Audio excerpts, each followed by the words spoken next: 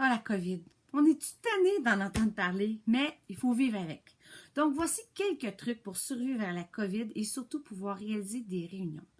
La réunion la plus facile à organiser, c'est celle qu'on peut faire dehors parce que c'est facile de tenir notre 2 mètres. On a tout l'espace requis, puis on peut ainsi être le nombre qu'on désire selon la zone où on est. Malheureusement, on sait tous qu'on aime mieux être en contact pour pouvoir se voir. Donc, si vous faites une rencontre en présence, ça va être important de respecter les règles suivantes. Tout d'abord, il va être important de désinfecter le lieu dans lequel vous allez faire votre réunion avant et après. Il faut laver les chaises et les tables et le matériel que vous allez avoir utilisé. Ensuite, quand un jeune arrive, il faut tenir un registre, écrire son nom, son numéro de téléphone, parce que comme ça, s'il y avait un cas dans l'équipe qui se déclarait, ça va être très facile de retracer les gens avec qui ce jeune-là était en contact aujourd'hui. Je dis les jeunes, mais ça peut être aussi des adultes, il n'y a pas de problème.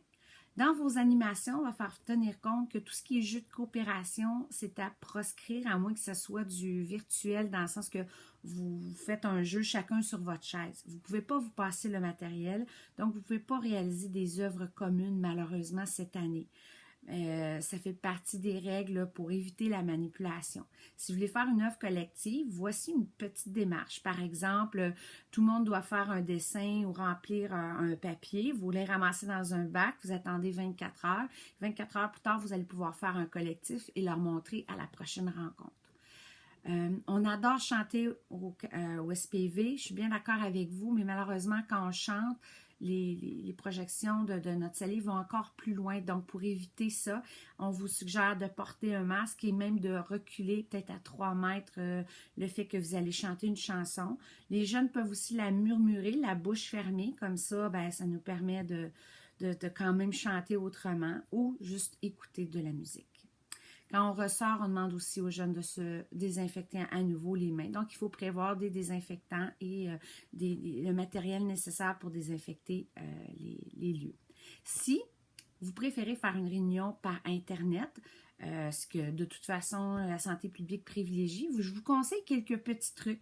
D'abord, faire un test technique. Utilisez un système dans lequel vous êtes à l'aise. Est-ce que vous êtes mieux avec Zoom, avec Google Meet, avec Skype, FaceTime ou un autre?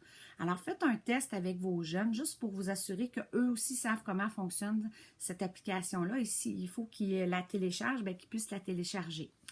Ensuite, établir des règles ensemble, parce que quand on fait une réunion, on établit toujours des règles, mais c'est la même chose quand on fait une réunion par Internet. Par exemple, il faut arriver à l'heure, quelle position, parce qu'il y a peut-être des jeunes qui vont vouloir se coucher, alors il faut bien rester assis. Est-ce qu'ils ont le droit de boire et manger? Est-ce qu'on ouvre son micro ou on le ferme? Il faut apprendre à respecter que parfois, quand le micro est ouvert, on entend tous les bruits, y compris le froissement des papiers. Donc, il faut juste sensibiliser les jeunes et les membres de votre équipe à tous ces petits irritants parce que ça va être amplifié avec les micros et avec les plateformes. Ensuite, comment on dit je veux prendre la parole, j'ai quelque chose à dire. Alors, ça peut être des fois, il y a des systèmes qui ont des boutons prendre la parole, des fois, il y en a qui ont des chats. Alors, établir avec votre groupe qu'est-ce qu'eux préfèrent pour pouvoir, sans interrompre la personne, mais qu'on puisse entendre tout le monde. Alors, voilà les petites règles si vous voulez faire des réunions par Zoom. Si vous avez des problèmes techniques avec Zoom et que vous avez besoin de conseils, j'ose vous présenter Marc-Antoine, notre président du SPV. Je suis certaine qu'il va pouvoir vous aider à répondre à ces petits soucis techniques.